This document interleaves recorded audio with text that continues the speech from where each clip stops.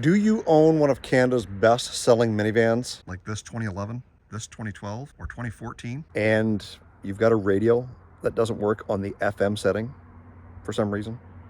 Because it's a common problem on this 5th generation Dodge Grand Caravan from 2010 all the way up to 2020, but it usually affects a lot of the earlier models. Today, we've got a solution for that, so make sure you stay tuned to Olde Carr Guy.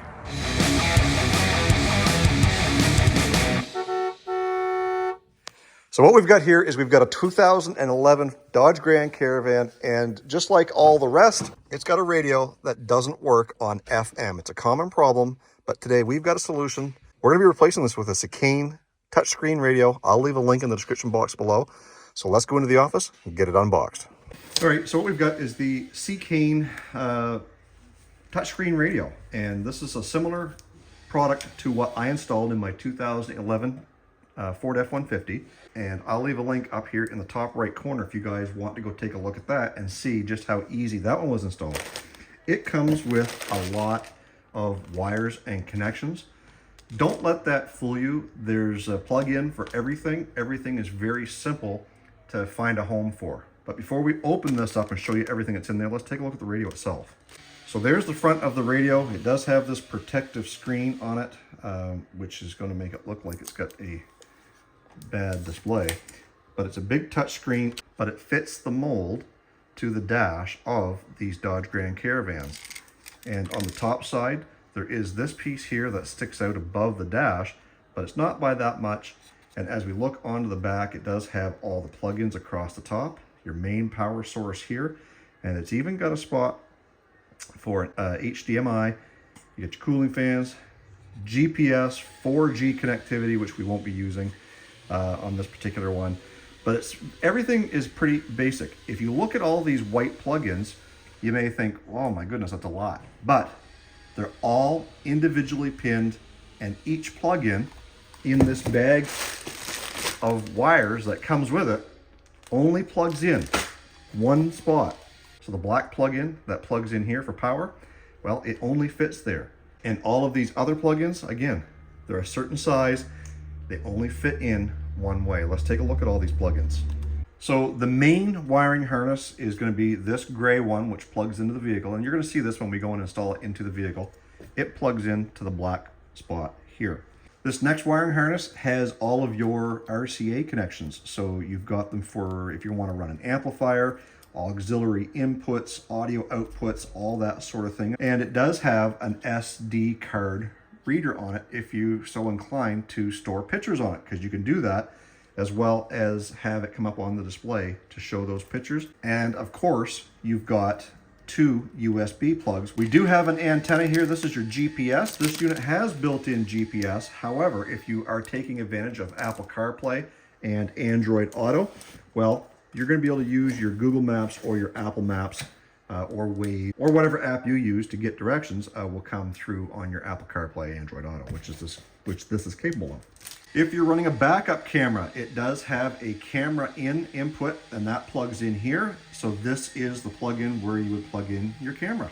Now on the main wiring harness that goes into the actual vehicle, this gray plug-in, you've got this white plug-in, and it's going to plug into this square box. And what this is your CAN bus reader. So anything like door chimes or steering wheel controls or things like that that would normally operate through the factory radio is now going to work through this. When you plug in your main wiring harness here, this black one, you're going to take the white one, and it's actually going to plug into here, and that's going to hide in behind your dash. So at this point, before we can go any further, we've now got to go to the vehicle and start tearing that dash apart. Let me show you how to do that. Okay, so the first thing that we're going to do is we're going to take this trim piece off around the radio. So what I've got is I got a little pry tool. This piece is actually just snapped into place. So if you can get in behind it, it's just going to basically snap it out of there.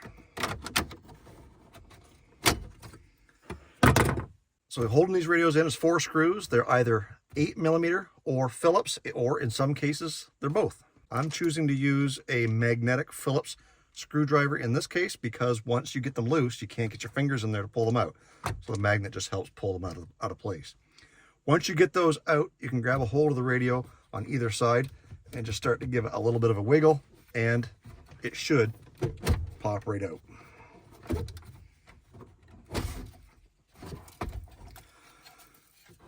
Now, once you're in behind here, you're going to unplug your antenna as well as the main power harness.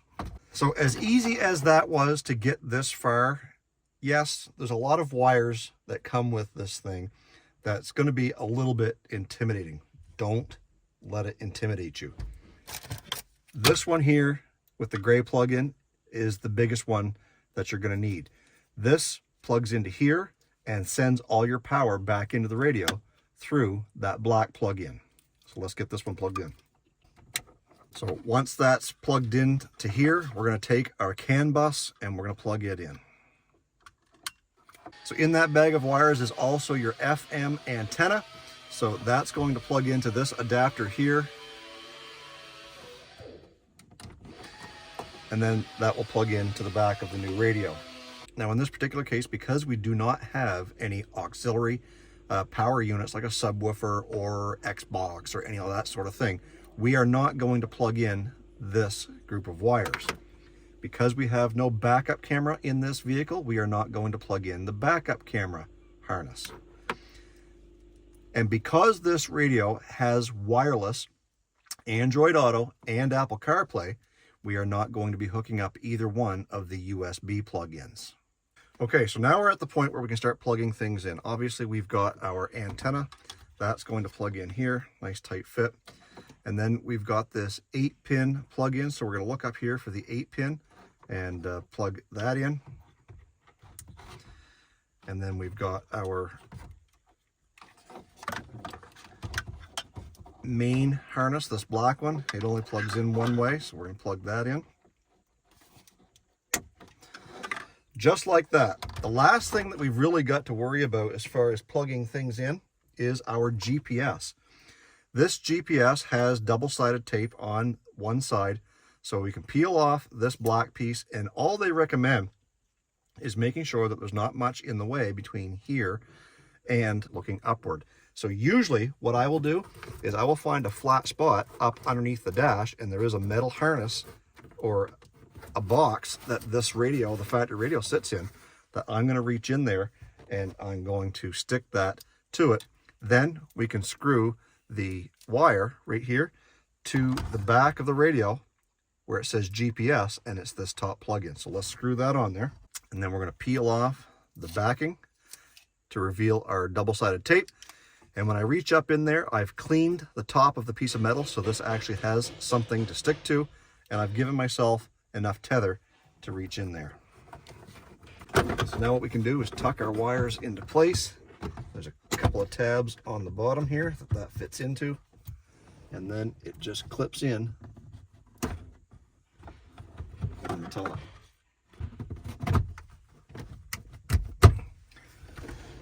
So just like that, the radio is installed. We are going to peel back the protective cover so that we can see the screen. And now we should be able to put the key in, turn it to accessory, and have a display. So let's do that.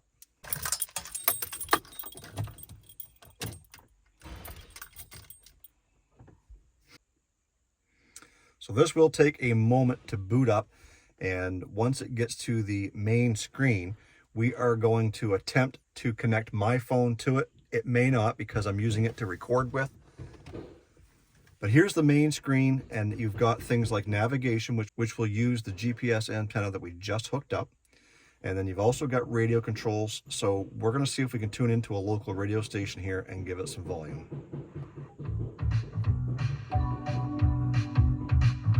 So volume controls are on the side, but once that's up, you can also use the touch screen to use your volume as well. So there's your radio setting there. You can actually go in here and choose and preset just like you would on a normal vehicle. You've got your dial indicator here, which you can actually slide with your fingers. It's quite intuitive. It does have the auto search and seek feature. And once you find a spot where you've got a radio station that you want to keep, then you can just press and hold on the section here and it will save that. In this case, it's saving it as Charlotte FM. If we go into here, actually I'm going to turn the volume down so we don't get any video violations here for copyright. One thing you may have noticed is that I didn't talk about installing a microphone. This radio has a built-in microphone right there in the top corner. So you no need to run any wires, but if you wanted to, there is a plug-in. You can run an external microphone and mount it to the dash or up here to the sun visor or something that you find makes it a little bit more convenient. Now, while it's looking for GPS signal, one thing I did notice when I opened the door to back this out of the garage was that when I opened the door, it knew that the driver's side door was open. Why? Well, because it's tied into that CAN bus. If I reach back and open up the back door, it shows that the rear door is open on this Caravan. So what a great feature if you've got a van or a car with kids in it. You don't lose any of those type of features because of that CAN bus. So kid opens up the door, well, you're gonna know about it because your radio is gonna tell you. And of course, now that the GPS is loaded up, it shows you that you are right where you are. And the CAN bus also allows you to maintain the steering wheel volume and seat controls on the back of the steering wheel.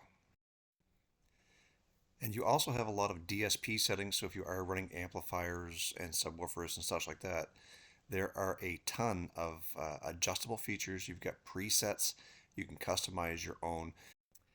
And another neat feature about being in the Apple CarPlay or Android Auto section of the radio is that it does show you a lot of your phone's notifications, such as missed calls, text messages. If you've got email, it will show up on email as well. You can download your favorite podcast to the unit because it does have some memory in there as well. And you can play right from your YouTube Music, Google Maps, audiobooks, whatever you like. So if you guys are interested in getting one of these for your Dodge Grand Caravan, maybe there's another Dodge product that uses these same radios that you're interested in replacing because, well, you've lost your radio and you just simply want to upgrade to something a little more technologically advanced than this 15, 20-year-old technology in these Caravans. There's a link down in the description box down below to my Seicane affiliate. If you guys go down there, you'll get a discount for one of these radios or anything else that you may find to fit another vehicle. I've got one in my F-150. This one here is actually going to a customer. My niece uses one in her Chevy Cruze, and they all love it. So thank you, Seicane, for sending me this radio to satisfy this customer on their broken radio. And if this is your first time tuning into Olde Carr Guy, we've got lots of other stuff, not just these radio installs. We're working on square body Suburbans and pickups. We've got Chrysler cars. We've got Crown Vics. So if you want to find something a little more entertaining than just watching these install videos on these radios, make sure you're subscribed to Olde Carr Guy. Please like this video. Stay focused on the windshield, not the rearview mirror. I love you guys. God bless. We'll see you in the next one.